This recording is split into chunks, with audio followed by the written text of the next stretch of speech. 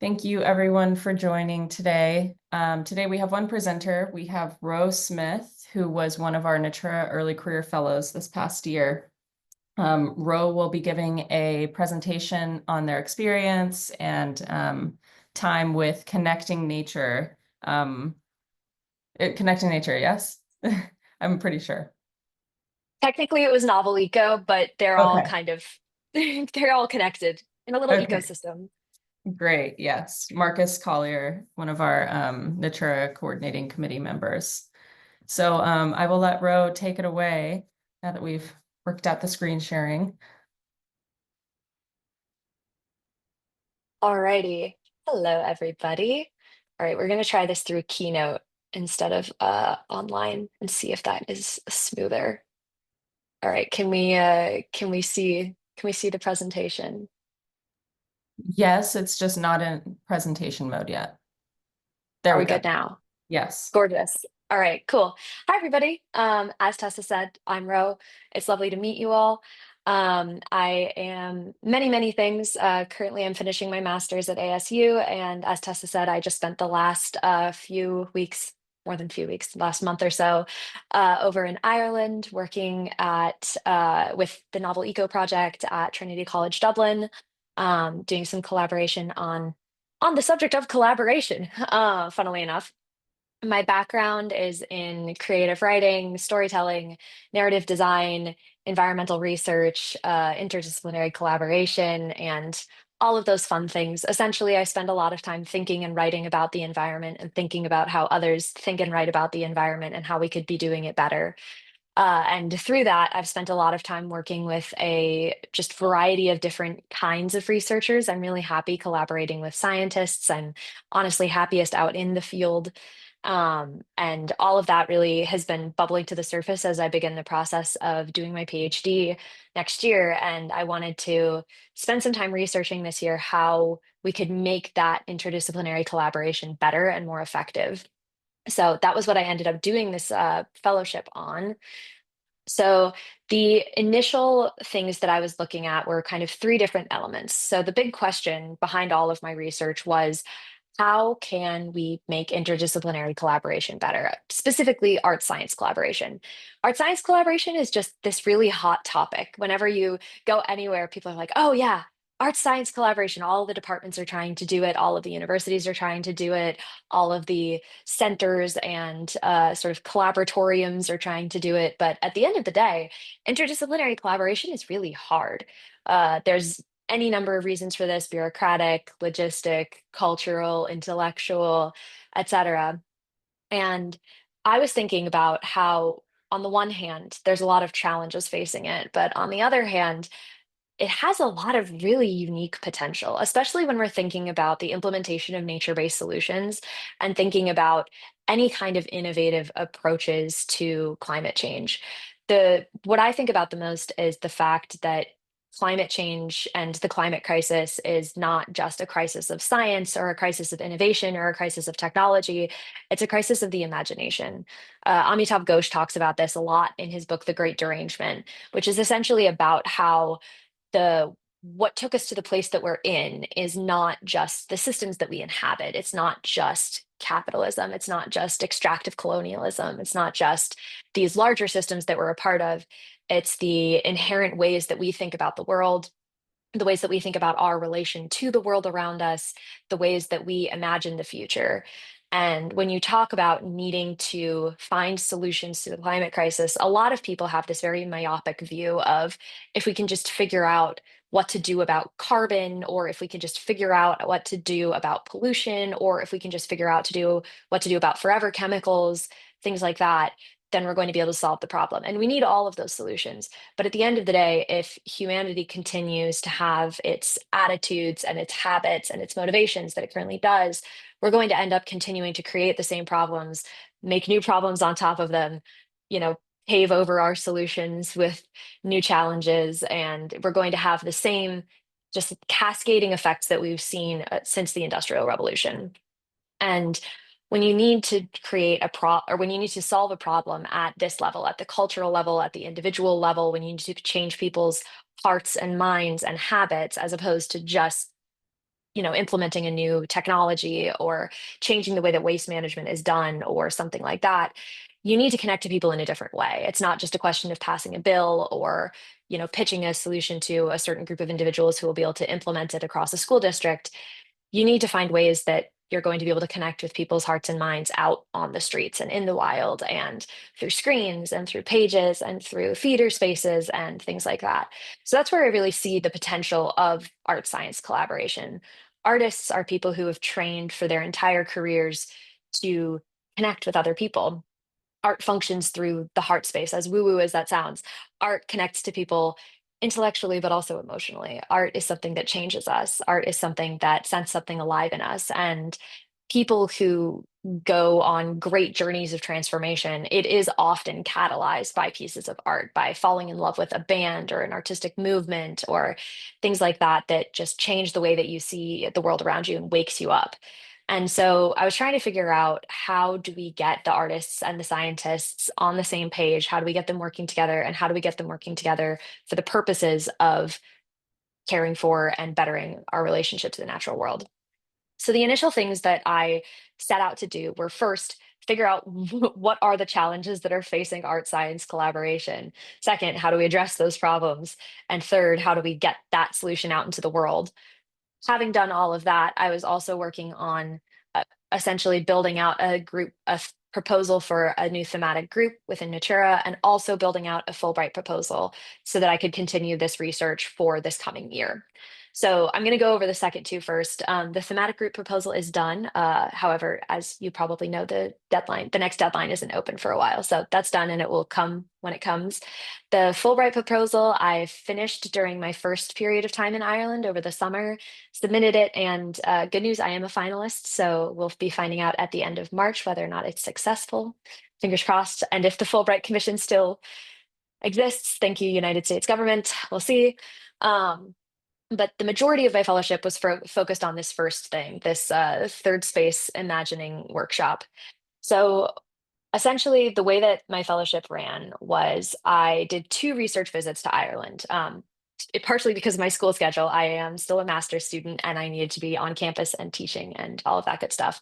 So I did 2 weeks of the fellowship in August, and then I did 4 weeks of the fellowship in January and February.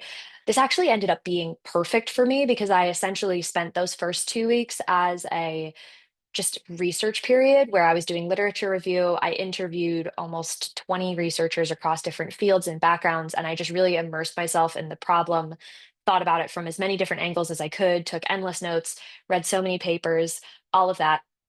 And then I went back to school and I did my other things and I thought about it and let it marinate in the back of my mind and turned it over and read my notes from my interviews and considered the problem again and again and again. And then by the time that I went back for my second period of time over the winter, I felt pretty sure about what I wanted to do with it, which I'll get to in a second. So then over this second period of time, I developed a whole workshop based off of the sort of solution that I envisioned, which again, I'll get to in a second, which eventually ended up with me running and leading this workshop at the National College of Art and Design through their Arts and Ecology Masters. So that was the overall layout of how I spent my time.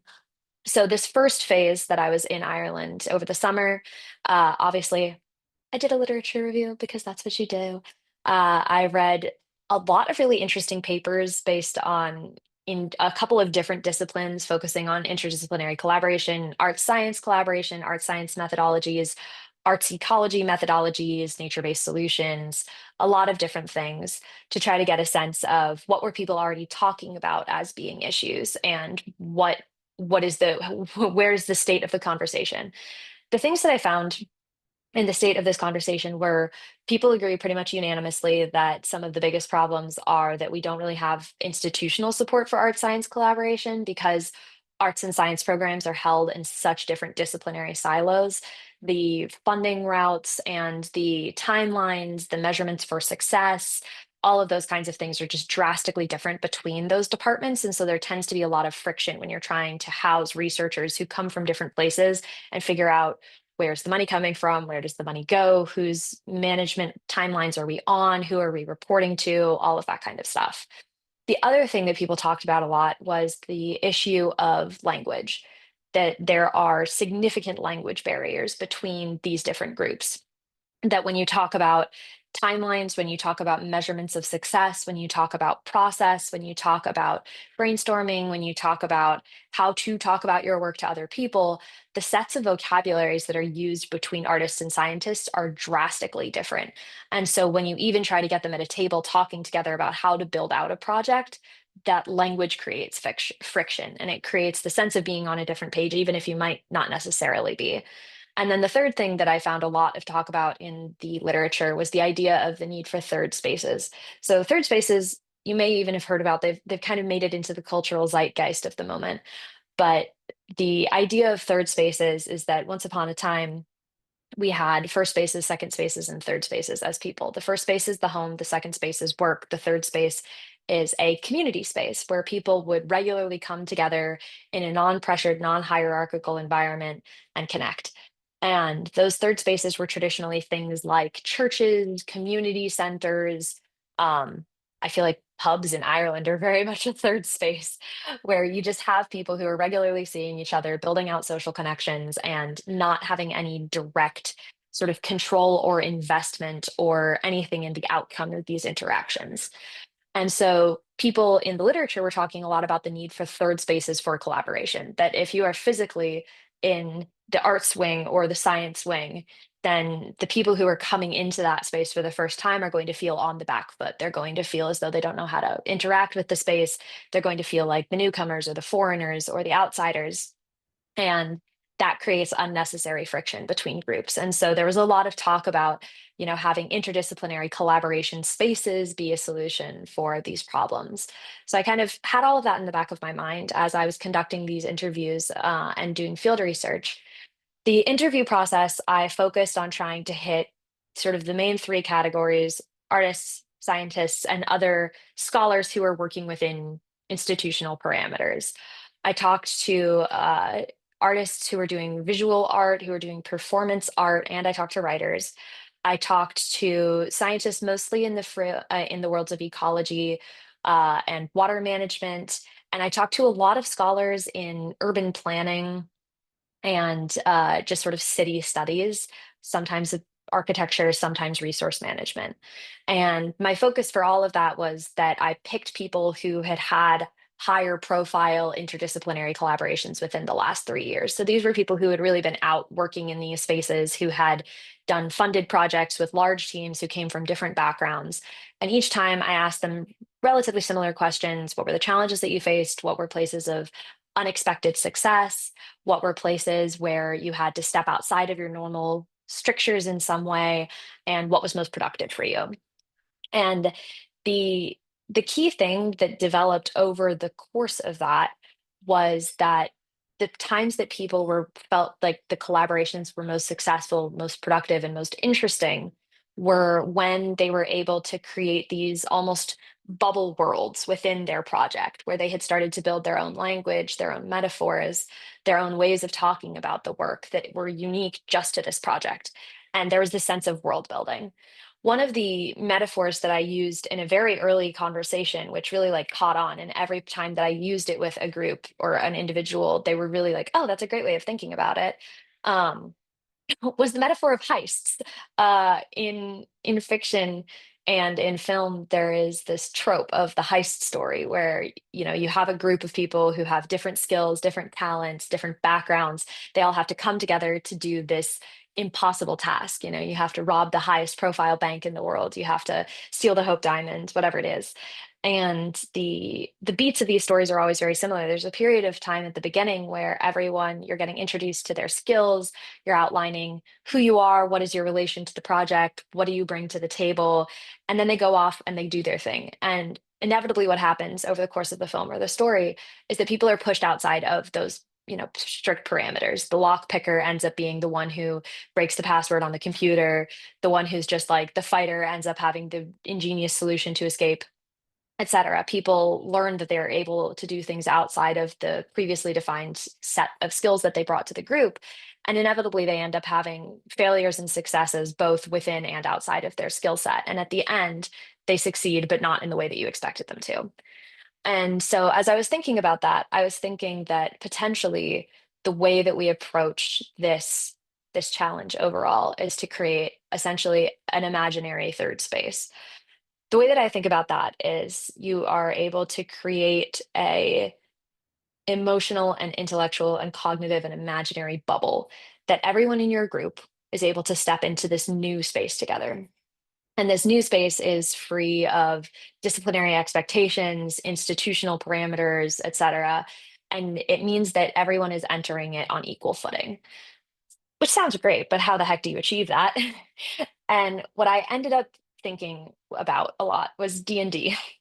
Um, if anyone doesn't know what D&D is, Dungeons and Dragons, it is a narrative role-playing, TTRPG, tabletop role-play game. It is the most famous and popular one in the entire world. And the really unique thing about it that I'm always blown away by is that it manages to get fully grown adults from every possible background imaginable to work together to build a story, to come up with a world, to improvise and be willing to think on their feet and be willing to deal with any challenges that are thrown at them, and really just being willing to be creative and to be bold and to take risks.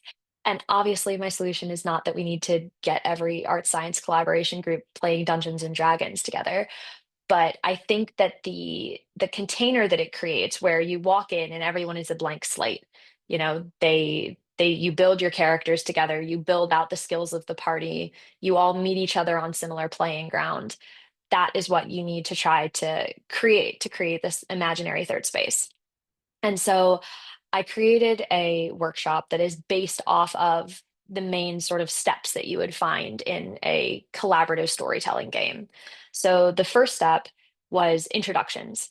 And what I have everyone come and do is everyone, well, for one, everyone just sits in a circle and talks. That's the way that it works. There's no dice, there's no scores, there's none of that. It's just a sitting and talking sort of situation. But the first step is everyone comes, sits down, and you're asked to go around in a circle and answer a series of questions about what you do and how you think and all of those kinds of things. But the rules are you are not allowed to use any discipline specific jargon. You're not allowed to use any language from your professional bio. You are not allowed to talk about yourself and what you do in the ways that you normally would if you were introducing yourself to a Zoom meeting or pitching yourself for a grant or any of those kinds of things. Any of that language, completely out. And so then once you get everyone sitting together, I ask them a series of questions that are open-ended and evocative and focused on the matter at hand, but also non-specific and allow people to take their own directions with them. So the types of questions that I ask are, how do you think? What makes sense to you? What doesn't make sense to you? What are you curious about? And when did you become curious about it? What are you obsessed with? And when did you become obsessed with it? And these are questions that if you're an artist or if you're a scientist or if you are a scholar or if you are the head of an NGO, things like that, all of these questions are open-ended enough that they ask you to get into the nitty-gritty of your process. What do you mean? How do you think?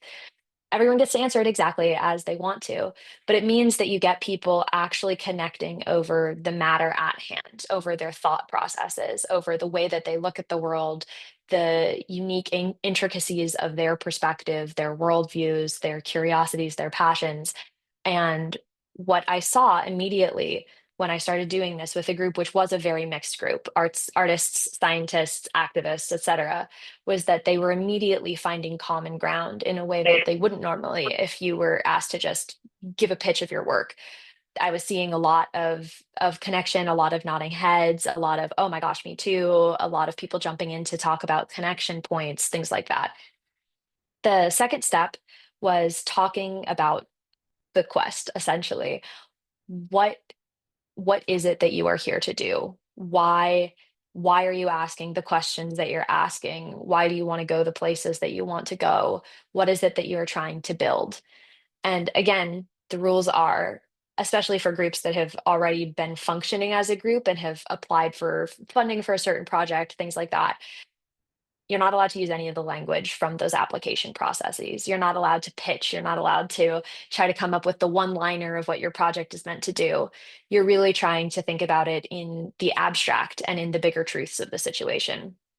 And when you really get down to that point, it's interesting to see there's a dissolution almost where previously everyone had agreed upon this is our tagline, this is our pitch, this is what we're telling the school that we're doing, this is what we're telling the funding body that we're doing, this is what we're telling the Arts and Humanities Research Council that we're doing.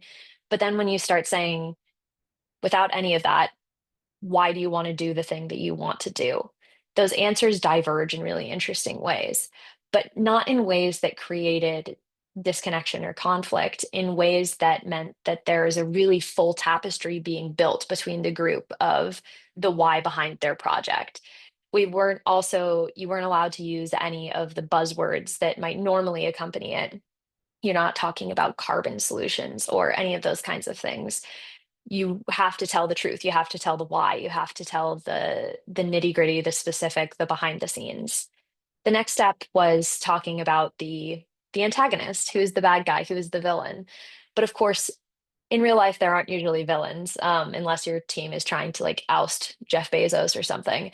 Normally, the antagonist of the situation is a messy muddle of ideologies and motivations and habits and patterns that emerge in the world, all of these kinds of things.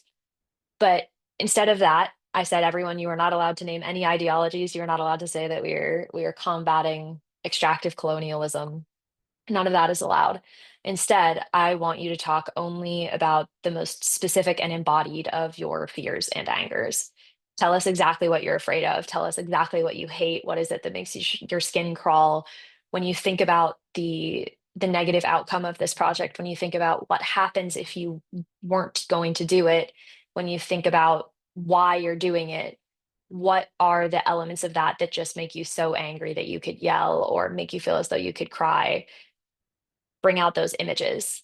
And this was the part that was most sort of interesting and weighty and powerful, because at this point, these groups have really gotten to a vulnerable and intimate space with each other where they've been talking about their internal worlds and their internal processes and finding these unique points of connection.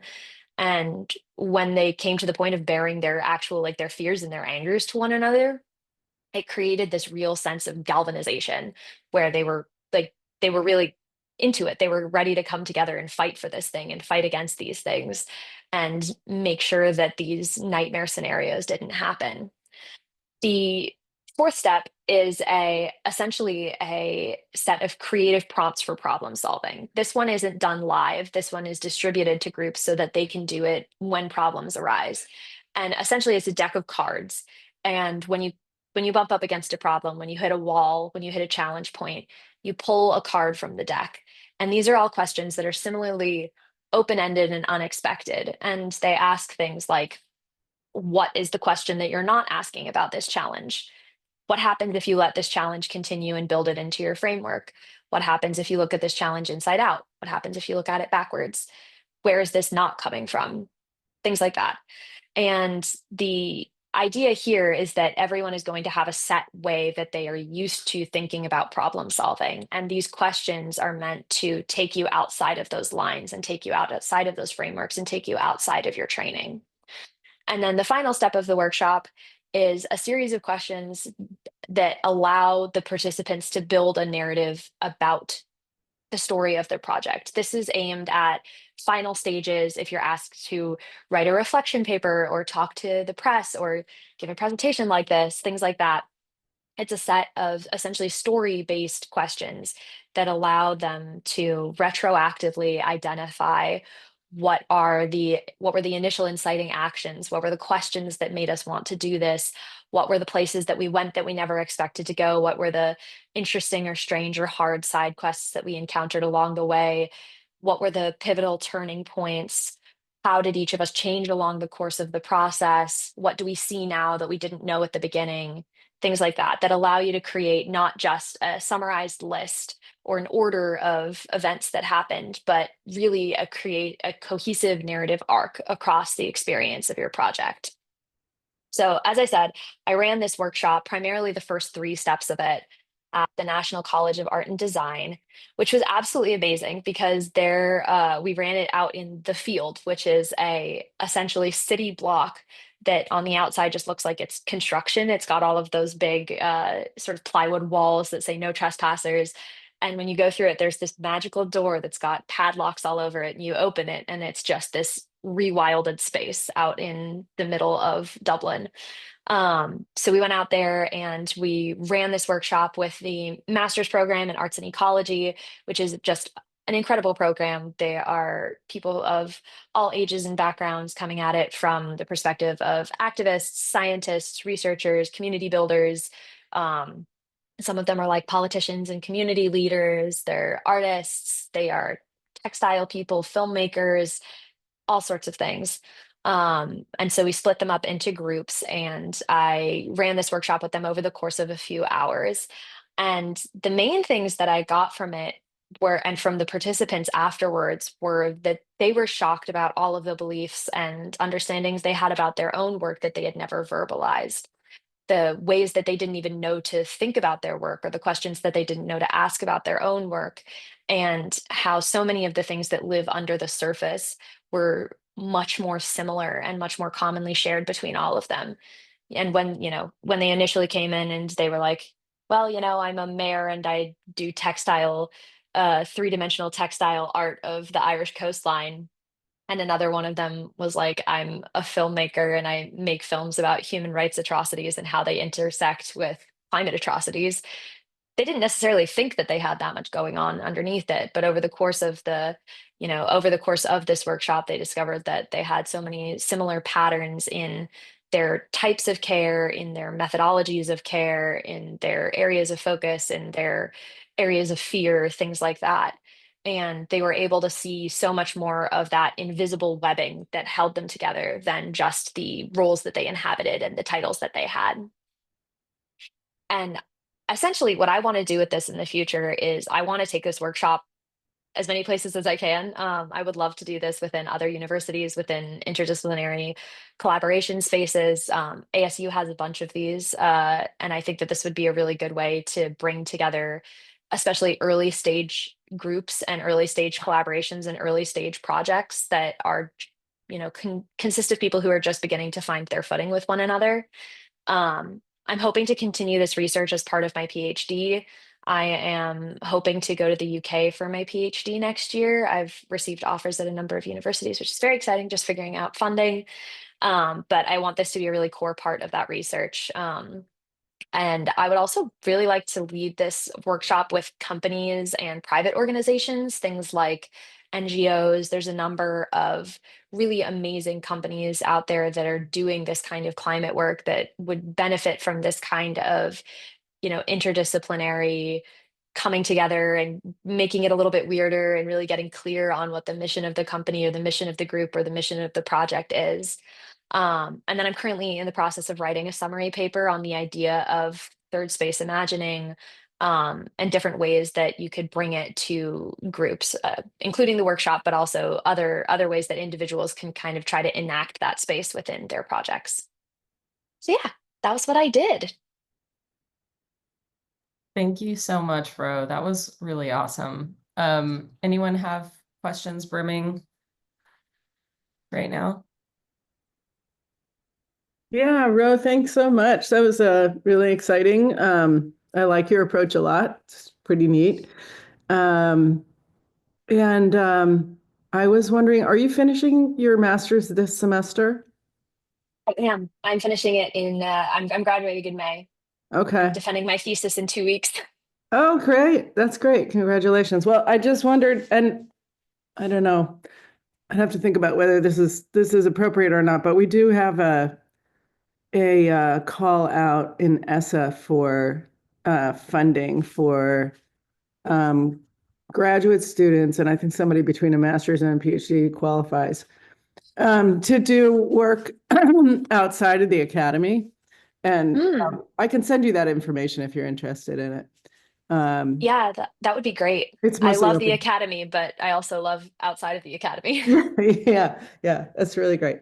Um, yeah, so I think a lot of the tools that you talked about and the approach, for instance, of getting outside of your sort of identity that is tied up with what you do and sort of more into your identity about what's important to you and that kind of thing is really It's a great icebreaker. It's a really great way to get people to start thinking across disciplines. And it's just, yeah, I appreciate that a lot. So I didn't really have a question I wanted to tell you about that program.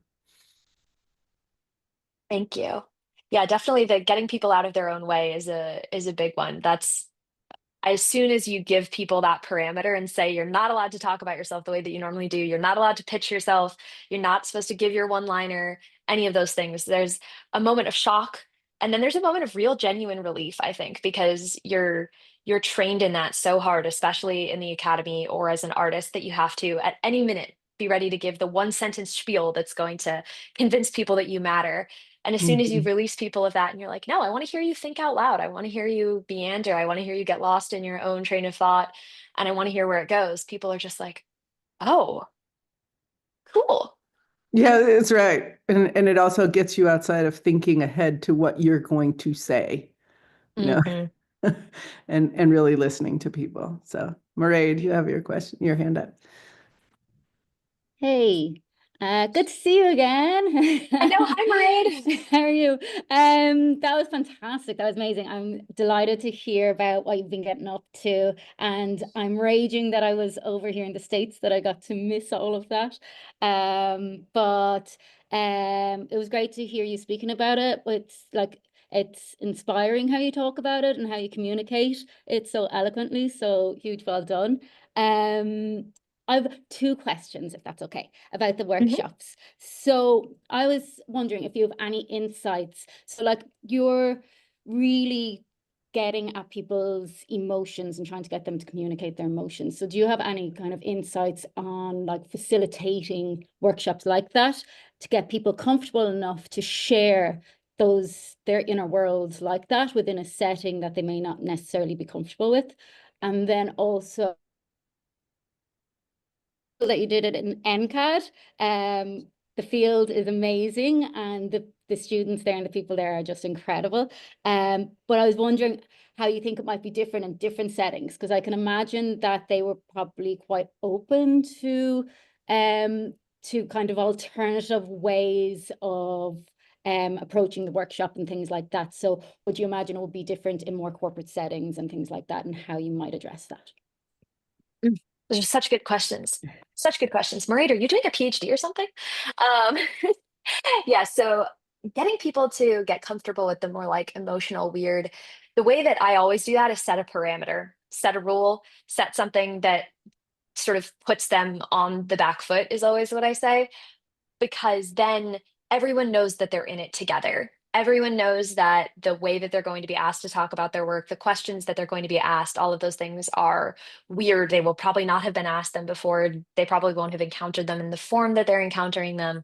And so you get everyone feeling as though they're on the inside and you're on the outside. Like the person who's facilitating is the one who is, pushing them into this unknown space. But then they immediately within the group, they get this little camaraderie where you ask them a question, they all look at each other and they're like, how the hell am I supposed to answer that? But that reaction is great because they're all looking at each other and they're all saying, we're in this together. What are we supposed to do about this? Why are we being asked this way? And it means that they have this goofy, well, I'll just take a whack at it approach that I think is almost what you try to get from those corporate team building workshops when you're like, okay, marketing department, you're going to try to build a paper towel bridge together. And, everyone knows they're not going to be good at building a paper towel bridge. So they just sort of go for it. But it's in a way that feels more highly applicable and maybe less random, hopefully. But it brings that same sense of, well, I guess we'll just try because we don't really know what's going to happen. And that experimental energy and that curiosity and all of that kind of stuff is exactly what makes people comfortable getting into those vulnerable spaces, because there's no expectation that you're going to do it right. There's no expectation that you know how to do it. And there's no expectation that you're going to do it in a way that is impressive. Um, Definitely think it would be way different in a corporate setting. Without a doubt. I think that in those spaces, what I would aim to do is spend a little bit more time in the beginning creating a sense of camaraderie and creating a sense of, like looseness and comfort within the space, because obviously at at the field, and with that group of people, they were already physically comfortable moving around and inhabiting that space together. But if you were doing this at like a boardroom table or something like that, you could expect that there wouldn't be that same sense of flexibility and comfort between the group.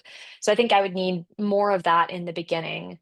But I do think that the same result would hopefully hold regarding the getting people on the back foot and getting people into that more experimental space, because you are asking them to do something, all of them, that they haven't done before, or do it in a way that they haven't done before. But I think in those spaces, I tend to try to inhabit the the energy a little bit more. I try to be more personally willing to take a whack at things and give examples of how I would answer things and all of that, just to embody that more experimental and bold space that I want them to, because once it's modeled to them, they feel more comfortable stepping up in those ways. Thank you. And huge congratulations with the Fulbright final, being a Fulbright Thank finalist. you. Loan, you have your hand up. Yes. Hi. Thank you, Rose, so much for this.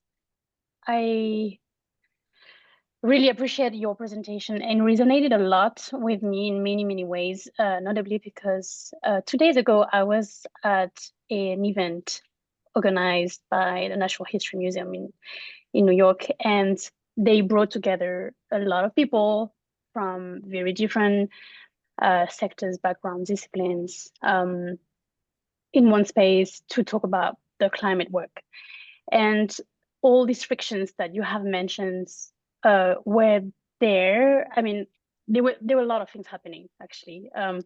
But when you mentioned this issue with language and how we also need to think about introducing ourselves in a way that is not necessarily the same way we would do when we do in our own network, in academia, etc. So the discussion after the event were very eye-opening for me, because someone who has actually those two hats of being an academic and working arts was saying, yes, I mean, I still was a bit frustrated because researchers, they talk about participation, but they not necessarily understand what it is to work together with communities, et cetera, et cetera. And this made me realize we were not there yet. And still, we're talking about New York scene is pretty interdisciplinary. It's pretty open to this. People are kind of ready to step outside of their comfort zone compared to other cities where I have seen these kind of events. So anyway, I was left with a lot of question and frustration. So when you came with these ideas today, it really encouraged me because you are proposing things that are really talking to these issues. Anyway, I also have two questions. One of them is that you have talked about the possibility of proposing a thematic working group to NATURA, or I don't know, or somewhere else. If we were to have a call for a new thematic working group, what are you thinking about? What kind of arts are you thinking about? And also, how do you, maybe you haven't gone there yet, but how do you envision this collaboration? Because as you maybe know, NATURA works a lot online because we are spread with everywhere, but for these kind of things you are talking about, including performance, etc., this magic often happens while in person. You can do it online, but it's a bit different, right? So I'm wondering whether you have thought about it. And another side note quickly, but I can follow up with you. In the Early Career Network, we are looking into developing a compendium of participatory approaches to nature-based solutions. And I was interested in knowing if we could hear more about your workshop approach, and maybe we could feature it. Awesome. Yes. Also, yes to everything that you were talking about. Definitely, I've been in spaces like what you were describing with the Natural History Museum. And what I see often is that there's almost a shadow war happening about the validity of different approaches, just even in the way that people talk about, oh, as an artist, I do this, as a filmmaker, I do this, as a writer, I do this, as a field researcher, I do this. There's this strange posturing that happens where you're trying to essentially represent that the intellectual ethic that you are there embodying is the most valid approach to the work. And once you take away that ability from people, it's like they don't have to be beholden to representing all filmmakers anymore. They just get to talk about themselves, which is great. But yes, the way that a thematic working group would work I'm most interested in getting together people who are already trying to do this work and who are potentially involved in their own collaborations, because I found people who get involved into art science collaboration or arts ecology collaboration, once you start, you can't stop. You end up in 15 different projects that are all on various timelines and things like that. So I think instead of necessarily bringing together a group to try to do a singular project, it would more be a think tank type situation that brings together people who are already each involved in 5 of their own projects, so we can look at, holistically, here are 50 different projects and here's how they're all functioning and here are the challenges that they're all facing and here's how one group fixed it with this other group and here's ways that we could cross apply these ideas, and from that we would be getting a larger, essentially theoretical look about the way that these collaborations are happening, especially around nature-based solutions in a variety of locations and backgrounds. Because the amazing things about collaborations is that they bring together people from such different worlds.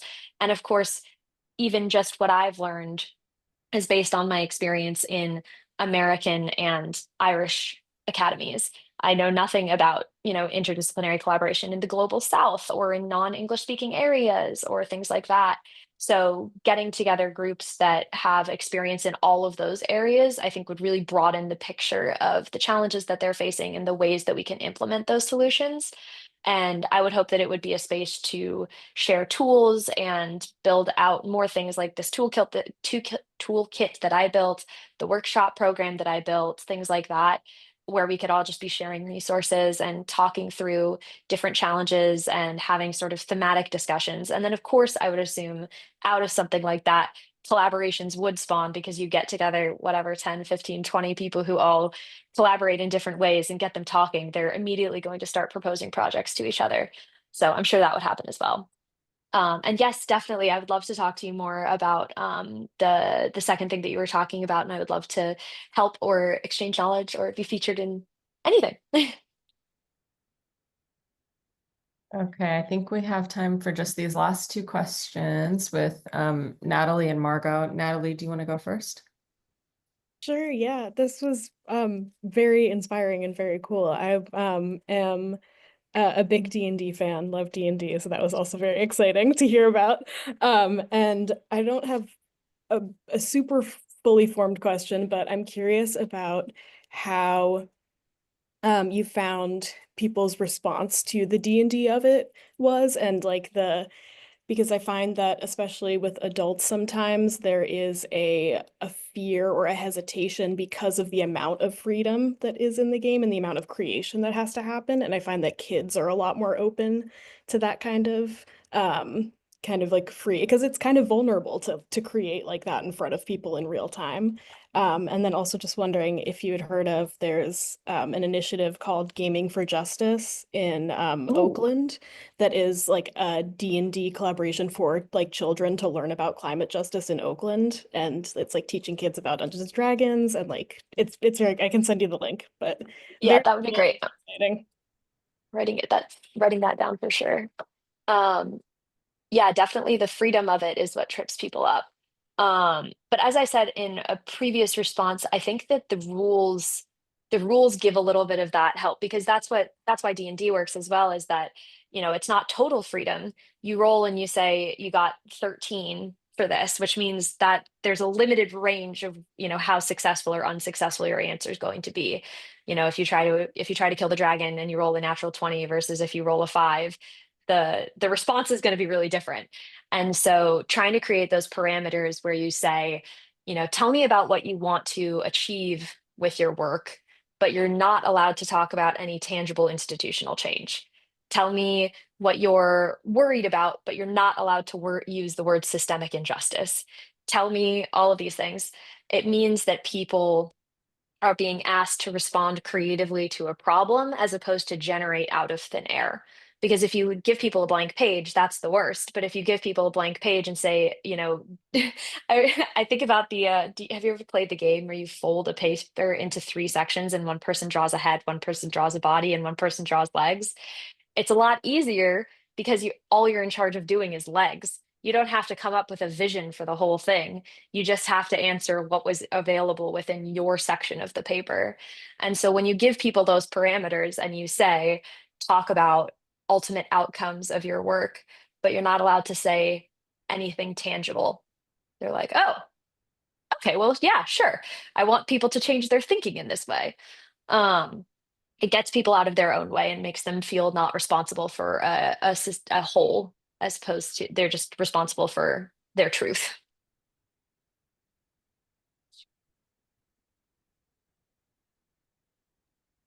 Thank you. Margot, can you go next? Yeah, hi. Thank you, Ro, for such a great presentation. It was super interesting. My question was a little bit more about like the process of creating this workshop. Was this like the third or fourth iteration that you had done? Like, did you do a pilot before? Like, who did you try this out on? Like your friends or family? How did you know it was going to work? Yeah, and I'm sorry if I missed this. A second quick question would be like, how did you get people to participate? Like, what kind of networks did you pull on to get your participants? Yeah. So the stages, honestly, I mean, I didn't know that it would work. I've done a lot of things that are kind of similar to this before. I've taught a lot of workshops. I've created a lot of multi-phasal workshops that I've taught over the course of 6 weeks or 8 weeks or things like that. So generally creating a workshop design and knowing how much time things are going to take, how much people are going to respond to different things, what's going to spark interest. That's a more natural mechanism for me. And then the storytelling of it all is that part was really easy to me because I've spent a lot of time studying narratology and studying narrative design and studying collaborative narrative design and things like that. So blocking out essentially how would one create a cohesive narrative? How would you participate in creating cohesive narrative with others? What are going to be the points of convergence and divergence? All of that was very connected to work that I'd done before. Um, so the process of it was, I mean, it was challenging, but it wasn't that hard. The challenging bit was figuring out how do I utilize all of those tools and that knowledge to address the specific problems that I see in multidisciplinary group collaboration, figuring out how do you use these mechanisms that I'm comfortable with and how do you use these facilitation strategies that I've built to address this hyper specific problem of getting people from different academic worlds to connect and get creative and get vulnerable together. So that was the part that was most challenging. And so I spent a lot of time thinking about those challenges while I talked to all of those different researchers. That first trip that I did in August, it was so useful to talk to people who were thinking about building dams and thinking about wastewater and thinking about painting and all of that and asking them all the same questions about what trips you up, what scares you, what's weird, what's hard. um, and hearing them each individually answer me from their very specific disciplinary silo and their very unique way of thinking, and seeing across the board, oh, the person who I met who does weaving answered the exact same way as the person that I met who is trying to build a dam. um, Finding those spaces was sort of the answer to a lot of my questions during the workshop building process. So I looked back at all of my interviews and my notes and things like that that I had built out over the summer to be like, oh, look, that's a problem. I bet that I can ask a question that's going to fix that. Um, so that was that. And then the way that I made the connections was I emailed people who I had interviewed over the summer and I was like, hey, I'm back. This is what I've built based off of our conversations. Do you happen to know of any groups that might be willing to give this a try, test this out? And one of the painters that I had interviewed connected me with a professor at NCAD and CAD. And it just so happened that her group was perfect for it. And she was like, please come to the field. Let's do this. It was all very fortuitous.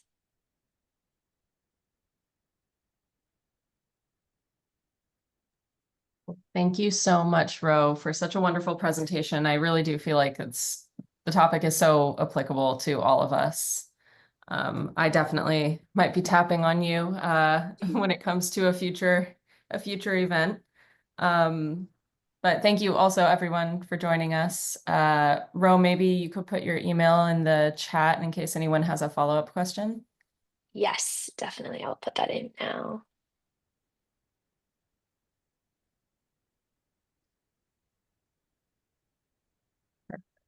All right, I just sent it. Feel free to contact me anytime. I love hearing from people.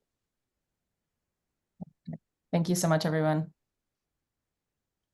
Thank you. Thanks, everybody. Thank you.